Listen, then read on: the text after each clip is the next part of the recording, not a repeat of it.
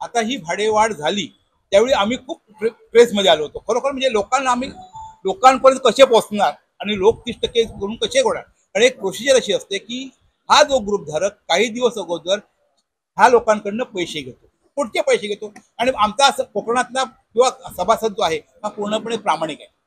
एसटीचं भाडं जेवढं असेल त्याच्यावर एक 5 रुपये काय घेतो, कारण आम्ही मिटिंग बोलवतो त्याच्यासाठी त्याच्यासाठी स्टेशन येतो, एक 5 रुपये जास्त घेतो, पण त्याच्या पलीकडे तो घेत नाही.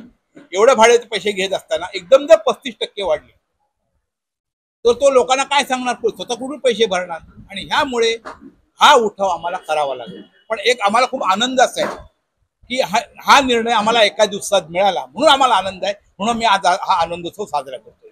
किती बसेसची बुकिंग होते आणि यंदा किती झाले त्या भाडेवाढीमुळे काय कमी असेल? आमच्या गाड्यामध्ये तर बिलकुल नाही. आमच्या ज्या काय 1100 गाड्या आहेत तर 1200 होती, म्हणजे अजून टोटल नाही, पण 1200 हे तर नक्कीच आहेत. 1200 गाड्यामध्ये एकही कमी जास्त होणार नाही. गाडी कमी वाढणार, कारण किती ती भाडेवाढ होऊ दे, वर्षानुवर्षे आमच्या गाड्या हा वाढत जातात. म्हणजे ग्रुप पद्धतीने जाणाऱ्या गाड्यांची संख्या वाढत जाते, कारण ती थेट गावामध्ये जाते. एसटी बस आहे त्याची जी अवस्था असते ती अत्यंत बिकट असते. यंदा सरकारमध्ये नवीन ताफे आम्ही आणलेत, 100 बस ऍड झाले, 150 बस ऍड झाले. त्याच्यात तुम्ही बघितलं असेल काय फरक नजर येतो का पहिल्यासारखे तसेच बसेस आहेत? नाही, आता ज्या नवीन बसेस ज्या आलेल्या आहेत त्या खूप आरामदायी बसेस आहेत. म्हणजे सरकार आता त्याची देखभाल करण्यासाठी यांच्याकडे जर माणूस नसेल तर त्यांची अवस्था आणखी 2-3 वर्षांनी जशी आता आपण जुन्या गाड्यांची बघतो तशी त्यांची अवस्था होण्याची शक्यता नाकारता येत नाही. यश आले त्याचं श्रेय तुम्ही कोणाला देणार, कोणत्यासाठी? याचं श्रेय मी खऱ्या अर्थाने अगदी प्रामाणिकपणे सांगायचं झालं, आमचे प्रयत्न होतं आणि तुमचं सगळ्या लोकांचं सहकार्य होतं. हे यश आमच्या बरोबर तुमचं पण आहे. तुमच्या म्हणजे पत्रकार बंधू असतील, जे कुठचे जे मीडियावादी माणसं आहेत, कारण ह्या मीडियाला कुठेही आम्ही कोणत्याही प्रकारचे अप्रोच झालो नव्हतो. फक्त एका व्हॉट्सअपच्या मेसेजवर ह्या लोकांनी घेतलं आणि एका दिवसामध्ये हा झाला. कारण आणि परत एकदा मुद्दा लोकशाहीचं नाव काय मी लोकशाही पण सुरुवात केली. कारण आम्ही मिटिंग चालू असते, आमचे हे काडके म्हणून त्याचे एक मित्र पत्रकार आहेत, त्यांनी फोन असत ते म्हणून ताबडतोब दे आपण लावूया बातमी. पण त्यांनी पहिला परिवारमध्ये हे बोलणं केलं, मग परिवाराने जी एक रेकॉर्ड लावली एवढं नुकसान झालेलं आहे त्यामुळे मला काय पर्याय नाही. मग त्यांना सांगितलं ही जी रेकॉर्ड आहे ही जुनी रेकॉर्ड आहे, कारण ह्याच्या अगोदर सुद्धा एसटी महामंडळ हे ग्रुप गाड्या देत होते. आणि ही गोष्ट अशी आहे की त्यांची घटनात्मक ती तरतूद आहे. सामाजिक बांधिलकी ज्यावेळी आम्ही करतो त्यावेळी कुठे नफा तोट्याचा विचार करायचा नसतो. आता ही जो विचार करतात तर मगाशी कोणती विचार केला कार्तिकी यात्रेमध्ये, कार्तिकी यात्रा ही त्यांच्या प्रॉफिट मधली यात्रा आहे, कारण त्यांना दोन्ही बाजूने मग तुम्ही का नाही म्हणत तिथे आम्हाला प्रॉफिट झाला आम्ही त्यांना सवलत देऊया.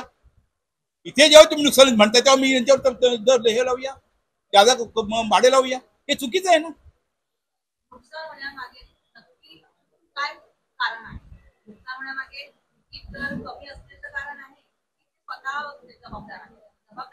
प्रशासन जबाबदार आहे, कारण त्यांच्याकडे कोणतेही नियोजन नसतं, हे तर आम्ही नक्की सांगू. कारण आता प्रशासन कसं काम करतं काय करतं हे आम्हाला माहिती. जर तुमच्याकडे गाड्या जास्त आहेत आणि ड्रायव्हर कमी आहेत त्याला जबाबदार कोण आहे?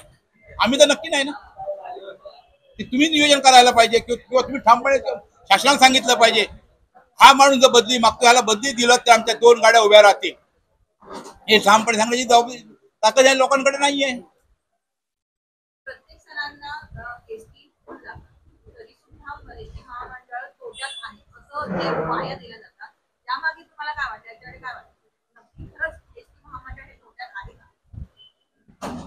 एसटी महामंडळ हे तोट्यात आणलं जातं असं मी म्हणेन, तोट्यात नाहीये.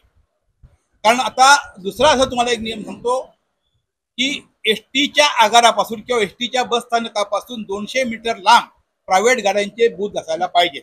त्यांचे जे बुकिंग ऑफिस जे आहेत ते 200 मीटरच्या बाहेर असायला पाहिजेत.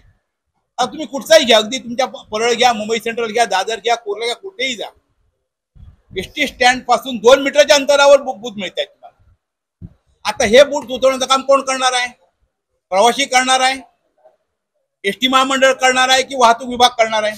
कारण आता ह्याच्यामध्ये प्रत्येकच्या भांडणं असतात. एसटी महामंडळ वेगळं आणि तुमचं वाहतूक विभाग म्हणजे आरटीओ वेगळा. ते म्हणजे हे आमचं काम नाही, हे आरटीओचं काम आहे. आणि काही वर्षापूर्वी एक फाळके म्हणून होते, म्हणजे अक्षरशः चांगला माणूस होता, हे इथे त्यांचे साक्षीदार आहेत. जे अशी ज्या प्रायव्हेट गाड्याचे जे माणसं यायची, त्यांच्या मागे ते काठी घेऊन मागे लागलेले होते. पण असे धाडसी आता तुम्हाला कर्मचारी दिसत नाहीत आणि म्हणून एसटी महामंडळ नुकसानीत चाललं.